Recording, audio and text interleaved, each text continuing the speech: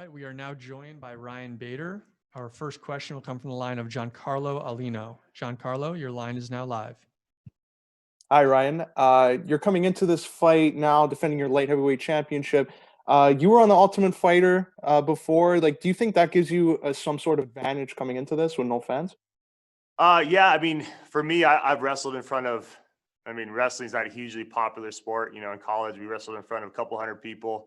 That was one-on-one sport, going out there and competing in dead quiet.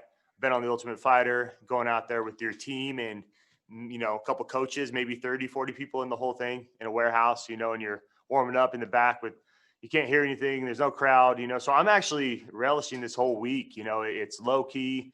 I get to walk out there like it's a hard Friday morning spar. We have we speak different languages, myself and my opponent, his cornerman. So, I can kind of tone them out and listen to my corner, and all the hoopla is kind of gone, which is good and bad. But I think it's something different. I'm excited about it, actually. And how were you able to train during this pandemic? Like, I know a lot of fighters had something differently. Maybe some had to change the way they met with their sparring coaches and wrestling. So how did this change training for you? Yeah, pretty fortunate in that aspect too. We had a building that, we train in, we have a cage, mats, and all that weight equipment, but it's not open to the public, and it never was, so it was just a pro team. And so we cut down that pro team, and I used, 3, 4, 5 guys that, high level that I needed for this fight. And, we got tested every couple of weeks. We were clean, made sure everybody was safe. Because the last thing I wanted to do is go through another training camp, wait, some more, get here and get canceled because somebody has COVID. So I was able to keep my training pretty consistent and pretty much the same. The only thing, I usually bring people in, I usually bring a decent amount of Brazilians in, but this time I didn't. I kept with the crew that, I was working with. And final question for me, looking at heavyweight and light heavyweight, which division do you think poses the best challengers for your title?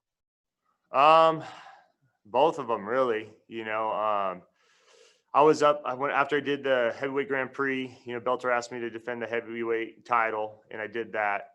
And during that time, light heavyweight kind of, they came up with a true contender in Nemkov. So he kind of rose up and did very well. And so now we're back down, and I can jump back and forth. I see great matchups in both of them. Being down here right now, go out there, get this win this Friday. I probably want to stay down here at 205 for one more fight. While I made the weight, my body's primed for it, and then keep bouncing back and forth. All right, our next question will come from the line of Josh Gross. Josh, your line is now live. Hey, Ryan, how are you? What's going on, Josh? I'm wondering, it's the first fight for you, 205, since 2017. You talked about you're comfortable with the weight and you feel good.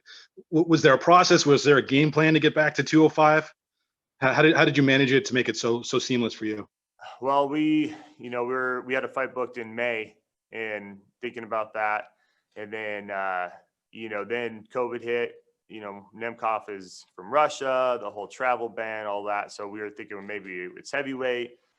Probably about 4 weeks ago, I kind of learned that, all right, we're going back down to light heavyweight, and so I always kept myself in a good weight in between. And so it really wasn't bad at all. I left Arizona around or just under 220.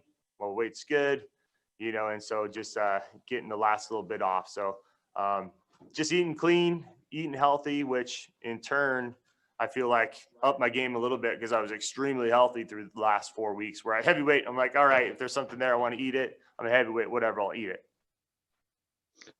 This fight at this time, yesterday it was announced that John Jones is relinquishing his 205 title. All of a sudden, it seems like globally the light heavyweight division's opened up. Like, who is the number one guy? What put this fight on Friday in context in terms of that picture? What does this fight determine in terms of who's the best light heavyweight in the planet? Yeah, arguably you can say that, winner of this fight, is the best light heavyweight out there right now. How can you not? We both proven ourselves. I know he's more inexperienced a little bit, but he still has 13, 14 fights. I've been there, done that. I'm a double champ. I fought in both organizations. I'm 13-1 in my last 14 fights, and with 1 no contest, which, is what it is. And then, so my question is, how can you not say that? For the people who don't see that, what is your response to them? How the arguments are, it's not in the UFC or whatever the argument is. How do you say, you know what, if I win this fight, I am the number one guy? I don't know. You look at my resume, look at who I beat, look at my, my wins. And if you go through that and look how much I've grown these last X amount of years or 3-4 years, like I haven't lost in, I think, the last 4 years. It's not like I'm fighting bums out here. I'm fighting the best competition out there. And I've been a, perennial top 5 guy in the UFC, before I left. And I've grown so much since then. So, it's just, I'm leaps and bounds better than I was 5 years ago, better than I was a year ago, and ongoing. All right. Thank you. All right. Our next question comes from the line of Connor Northrup. Connor, your line is now live. Hey, Ryan, how you doing? Good. You? Not too bad. Thanks for asking. You're a guy, like I was just saying before, you fought at light heavyweight, you fought at heavyweight, but with the news of Jones too, and someone who has fought Jones in the past, how do you feel like he fares up a weight class? I think he's going to do very well. He's a bigger frame guy anyway. He's tall and he's lanky. I think his length is going to cause a lot of problems, and he's going to be a lot faster than a lot of these heavyweights. One thing I realized going up to heavyweight, that my speed, was definitely there, and your cardio and all that kind of stuff that comes with it. And so I think he's going to do very well. Obviously he should jump into, a title contention fight or for the title, so, you can't discredit Jones. He's one of the best of all time. So going up to heavyweight, I don't see a real big difference. Those guys are big at light heavyweight, and he's going to be even more faster. Yeah. And you talked about your weight cut too and how it is going pretty smooth. But the fact that you are a little older now too, and you haven't cut that weight in a while, did you have to make any different adjustments than maybe, 3 years ago? Just being a little more healthy in my eating and watching it a little more, tracking it. This fight was somewhat short notice as far as weight class. And so I immediately hit the ground running, and it was extremely, extremely clean and kept everything tracked and all my food. And so it actually turned out really well. I've been feeling great. It's probably yesterday I worked out, probably the best I've ever felt fight week. Maybe my body just likes to lose that extra, 15 pounds that I usually have on me. And I was feeling awesome. My speed was there.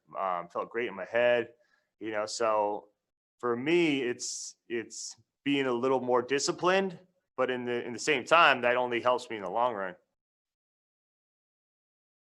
All right. Our next question will come from the line of Steve Jewin. Steve, your line is now live. Thank you. And thank you, champ, for the time. I appreciate it. I'd like to know, with that Czech Kongo fight, obviously that was not the outcome you were looking for, but now you're back in the light heavyweight division and defending that title, your 2 titles. So when you get back to heavyweight, do you want to give Kongo another opportunity, or would you rather take an up-and-comer like Valentin Moldavsky if he wins on Friday? Yeah, I definitely want to get that Kongo rematch. I think there's unfinished business. We've been going back and forth for a while, and I still think it's, kind of cowardly what he did, and then, tried to run with that whole thing. And so, and then continually talk smack, so it's one of those things where I definitely want to get that back. There was talk about maybe fighting him this summer if Nemkov couldn't get into the country and all that. So it's just one of those things where it's just unfinished. And so definitely, when I go up to heavyweight, I want to fight him. All right. And my other question for you is, obviously everybody's thinking about this John Jones thing with him just vacating the belt. Do you feel like in some ways that was a calculated move on his part to overshadow you having arguably the best title fight this week? No, I don't think it was anything towards me. I think it's, for him, a lot of people pay attention to the heavyweight title, and I think after he watched DC and Stipe go at it, and he was like, man, I can beat these guys. I can beat Stipe and whatnot. Thinking that in his head, he's like, I'm going to go up for the heavyweight title, and so it's the biggest, most prestigious, title out there. So at heavyweight, so I think he's kind of in that mode of thinking. And he's always kind of alluded to he was going to go up one day. And I just think he thought now is the time. Our next question will come from the line of Jay Anderson. Jay, your line is now live. Thanks very much. And Ryan, welcome back. First of all, just want to know, just mentally, how frustrating was it? How difficult was it when this fight was pushed back? Because you were preparing for a fight in May. Yeah, I mean, I fought in September. I was preparing for a fight. Scott Coker and I were trying to get that Ryzen fight for the title, and the New Year's Eve card. We were trying to book a fight in February in Arizona. The venue fell through, and then we had one finally booked in May, and then obviously COVID hit, and nobody's fault, and it got pushed back. And so I'm just extremely grateful to be here right now. There's so many variables right now that are happening, guys getting to fight week, popping up, testing positive. And luckily, we did our test. We're all good. We have one more. Weigh-ins are tomorrow, and we're here finally. And so I'm just fortunate enough that I get to fight. I'm fighting for a title. I get to work basically. A lot of Americans are out there that don't have jobs. And so I'm just very fortunate right now. One of the wrinkles here is the empty arena. You did fight on The Ultimate Fighter. Do you think that's prepared you for it? Yeah, when you get into a fight, you really kind of you don't have any distractions. You can't really hear anything outside world too much. You're in your own world, but it takes a little bit of that, like the hoopla away, a little bit of that nervous energy that a crowd brings.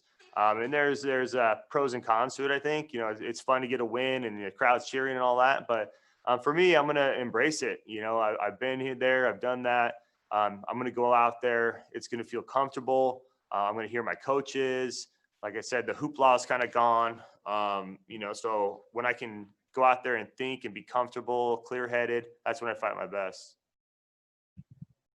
Our next question will come from the line of Damon Martin. Damon, your line is now live. Hey, Ryan, when we talked a couple weeks ago, it was before a lot of this stuff happened. I know the conversation was already brought up about you being the number one guy in the sport, now with John Jones out of the division, things like that. But, we had this conversation years ago about the whole Pride versus UFC debate, when one guy was in one league, guy in another league. But do you feel like you're getting the respect you deserve, as Bellator, double champ, heavyweight, light heavyweight, or does that even matter to you? It doesn't really matter. I know how good I am. My team knows how good I am. Bellator knows how good I am. So for me, it's just that's what it is for me. But I think you're seeing a little bit more of, hey, is this guy the best light heavyweight out there right now with Jones going up and everything? And I believe it is. I believe the winner of this fight, is definitely in the consideration of the best light heavyweight out there right now. Does that, I don't want to say adds pressure, because I know you told me you kind of at this point don't really feel that pressure. You kind of go in loose and just kind of enjoy yourself in the fights. But do you feel like that's a chance to kind of make that statement? The timing couldn't be more perfect with a big title fight coming up on Friday, and now we're kind of defining the light heavyweight, best light heavyweight in the sport. I mean, do you feel like that's a chance for you to kind of submit that spot? Yeah, it's definitely a time, especially with Nemkov. He's one of those guys that people are like, oh, he's the next guy. He's an uppercomer, this and that. And he will be a champion one day, but he won't on Friday. And so this fight is definitely one of those fights where, like I said, very well may be the best light heavyweight in the world right now. But for me, there's pressure every fight because I like to win and I'm a competitor, and so no fight's really different. Added pressure, less pressure. You have the belts. I have 2 belts, but I'm looking to go in there and win regardless. Do you feel like that mindset is a big key for you finding the success that you've had? Because I know we've talked in the past, you did put a lot of pressure on yourself and going into certain fights and things like that. Do you feel like that mentality has been a big part of the success you've found lately? Yeah, I mean, we've talked about this too, and there's a fight, with Anthony Johnson that I went there. In there's a lot of pressure, potential title shot, in the future, all that. And I didn't perform. I didn't show up.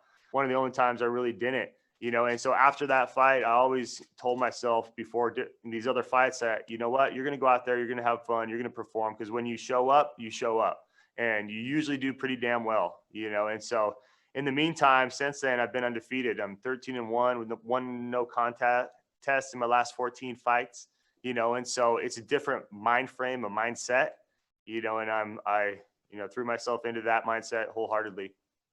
And my last question, when you were at heavyweight, and Scott Coker said you were the best heavyweight in the sport, and you said, I do feel like I am the best, and no offense to Stipe or anybody else out there, but the fact that Bellator is going out and getting a lot of these guys that are that other competition, obviously Lyoto Machida is coming in. We talked about Corey Anderson coming in. Heavyweight the same way. We've seen a lot of guys coming in at heavyweight. Do you feel like that's a big part of you defining, your legacy and defining your career as the number one guy, because you are facing well-known top competition right now?